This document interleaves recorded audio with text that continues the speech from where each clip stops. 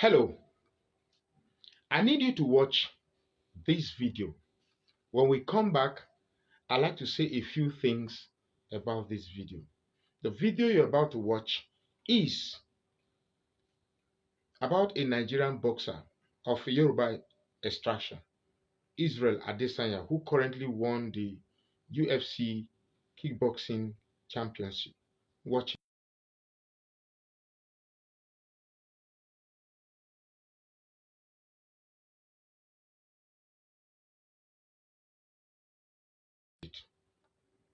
Welcome back.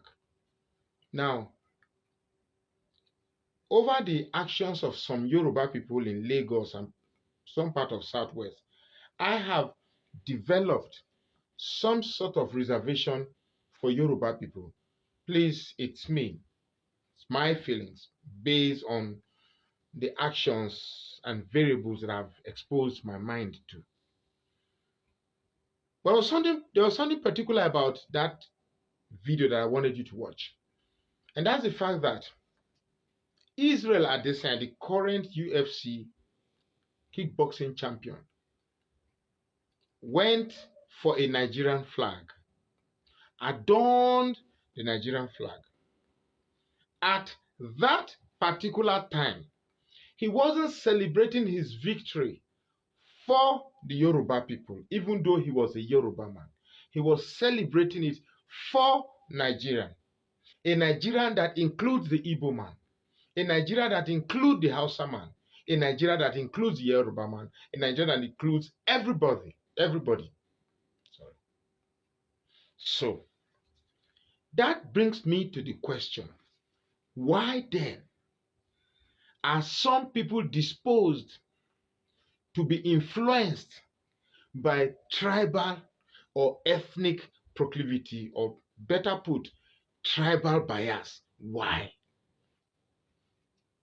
You see, I've not been able to talk about current Nigerian issues because I personally have my own domestic challenges, and therefore it has prevented me to respond to the myriads of political issues that are right there on the political scale, landscape. So I listened to Wole Soyinka speak on Channels TV. Needless or to say, or least to say, I must express that I was totally embarrassed. Beyond being dismayed, I was very, very disappointed that here is a noble laureate, one seen as having attained the pinnacle of literature intellect or intellectual literacy. Either way, I saw him bathing and swimming in the pool of tribal bias. Hard as he tried to assume himself as someone with a superior intellectual perspective, he could not fight himself away from his tribal proclivity. And I felt really, really bad that if a Wole Soyinka, who has lectured in some of the most respected universities across the world, could not fight himself from being tribally proclived, then it's a pity for academic juggernauts in Nigeria. I watched Chimamanda Adichie speak on Arise TV, a young woman, pretty lady, professor, and I watched how she dictated her syllabus, and I was impressed. And she said something that really, really touched me, and I believed her. And it's something that really, really I needed to also talk about. She said she knew a lot of Igbo personality who she respects.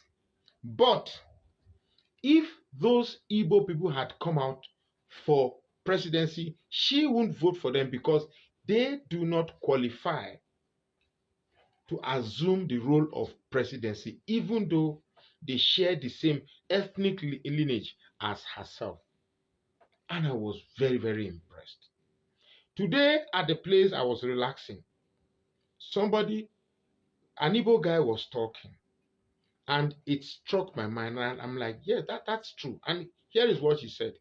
He said, if they bring somebody like Ojus or Kalu or Ekwere Madu and the current vice president, Osibanjo, and they said, all Igbos should come and vote, that Igbos will decide the next president, that he swears that 90% of Igbos will not vote for Ojus or Kalu or Ekwere Madu, will all vote for Osibanjo. That is because a typical Igbo man is inclined to what is good in politics. It's what is good in governance. Reverse the case. Bring a Tinubu that's a Yoruba man and bring who is it again? I'm trying just to pick somebody that we obviously know is not a good leader of Yoruba extraction. Let's say who. I can't get one for now. And then bring the best of all Igbo man to say, okay, Yoruba people, come and vote. You will choose our next leaders. 90% of the Yoruba people that we vote for their own, irrespective of whether the person is bad or not. So, what the point that I was trying to make, that Igbos are the most educated voters in Nigeria, and I totally agree. I've been silent for some time is to ask myself, how do I even begin to start a research on why? Look, before I even go further, every tribe in Nigeria has a propensity to proclived tribally. That is, a propensity to be tribally biased. Every tribe has it. But that of the Yorubas is a notch higher than others. I like to take someone like Femi Fani-Kayode, for instance. Femi Fani-Kayode came to Jos. We met one-on-one with Femi Fani-Kayode. He came to Jos with his wife. Beautiful wife. Lovely, sweet wife. Tall, beautiful, great skin tone and complexion, and by the feel too. And one of the main reasons why I hated APC was because of the lecture that Femi Fani-Kayode gave about the four Mahdis, which included Buhari, the Northern Agenda, whatever. I think it was an interesting lecture, and the lecture taught us on how the North wants to Islamize Nigeria, how the North hates Christians, how Christians should be careful about the Northerners, how Christians should be careful about the likes of Buhari, the likes of Shetima, the likes of the very same people that Femi Fani-Kayode has turned around. Oh, when a Yoruba man is not the head of APC, APC is bad. When a Yoruba man is the presidential candidate of APC, APC is good. You can see how tribalism has messed up some of the supposedly great minds that we have. When you watch Femi Fani-Kayode speak, you are moved and you are swayed by his level of diction and grammar and punctuation. Beautiful. But at the end of it all, Femi Fani-Kayode is a slave to tribalism. Wole Soyinka, at the end of all the intellectual laureate that he has attained, he's a slave to tribalism. I've seen particularly Yoruba Muslims who are bold-facedly, shamelessly, cannot even face the truth, all because I saw one recently who said Obasanjo is an Igbo man. Come on. Are you telling me even if you have to disgrace yourself, even if you have to be shameless, can you stop being ridiculous? To become so shamelessly ridiculous to the point of saying that Obasanjo, was it not the same Obasanjo who went to, what's the name of that place again? Is it Udi? Where he lined Igbo people for daring to kill the army and shot and asked the Nigerian army to shoot tens of people who were present and killed. So if Obasanjo were to be an Igbo man, he will ask the soldiers to kill his own people. Come on. To be very frankly, I hate the fact I'm doing a video that focuses a searchlight and maybe understood to be profiling a certain people. But we cannot hide the fact that I've lived in North for over 50 years. Never in my whole life have I seen Fulani saying that if you are not going to vote for Buhari, don't come to this polling unit. Never. I've never heard it. I've never heard that if you are going to vote for Buhari, don't come to this polling unit. I've never seen it. But here we are in my lifetime. I'm seeing Yorubas telling people of other ethnic region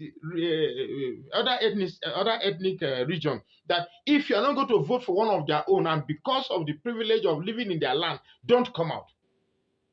That is a deliberate, calculated, mischievous disenfranchisement of people just because they chose to come and settle in your place. And you want me to love you because of this? No. What is evil and what is bad is bad. What do I say? Am I going to tell my mind a lie or tell my eyes a lie that I didn't see the young man who was macheted in his back to the point that the wound gaped open to the point that it exposed the breathing lungs? From his back, I could see his lung breathing, and it was breathing out blood. The man died eventually. Will I tell my eyes that no, I didn't see the woman that was punched and her eyes became bandaged and came back to vote again? Will I tell my eyes no, that I didn't see the videos of men coming out to scare out other tribes that don't come out and vote if you are not going to vote for our own? If the Igbos could look at the worst of their candidate and say, no, we will not align with you because you have bad records, what stopped the Yoruba man from also saying, look, Tinubu, you are a bad man, you are a drug lord, and because of this, we are not going to vote for you. Tiwa Tiwani, our local. And you want me to clap for you with all these retrogressive drawbacks that defines a people that claim to be exposed, that claims to be educated, that claims to have traveled, yet could not fight themselves away from tribal bias. No, I will not do that. What is wrong, and what is bad is bad. If you are a Yoruba man and you could not point out the evil in yourselves, the evil amongst you, and say, because we have identified this evil, we will not identify with you or claim that you represent us, then you are as guilty as the ones that have brought Nigeria to its knees as we have it today. You cannot pretend that you don't foresee a government of Tinubu and how it will look like. You cannot pretend that you don't see a government of Tinubu that is only going to end up as a regime of gangsterism. Quite frankly, every day since February 25th that witnessed the presidential election, I've tried to fight my mind from running into conclusion to the conclusion that Yorubas are the problem of this country. I've fought it. Try hard as I try to fight it. My mind keeps telling me that the Yorubas are the problem of this country. Why?